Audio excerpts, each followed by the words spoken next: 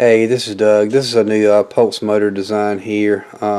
Again, this is another window motor type pulse motor design.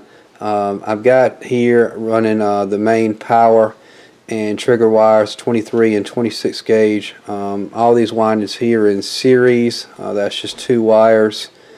And on the perimeter, the orange wire, the orange enameled wire is actually just a GN coil, and all 6 of those are in series as well.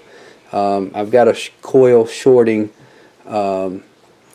reed switch here. I haven't done a whole lot with that yet. I just wanted to show the actual motor running in this configuration. I think you should be able to see that pretty good, how I've got that wind there. Just running on the 1 transistor Bedini SSG circuit. That's the easiest one that I find to get it up and going, and got it running here on 24 volts.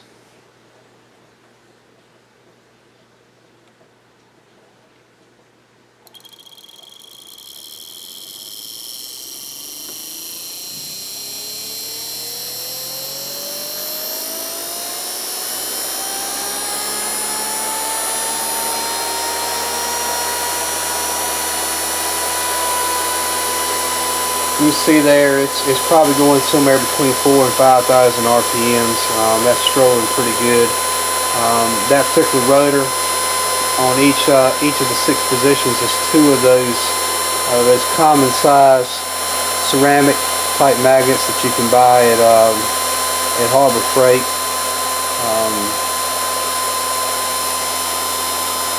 But that's a pretty powerful motor, and that's running at 24 volts. I wouldn't run it at any more than that. You may have to end up running that on a heat sink. The transistor stays cool, but the resistors heat up pretty good. That's it. If anybody has any questions, feel free to leave it in the comment section.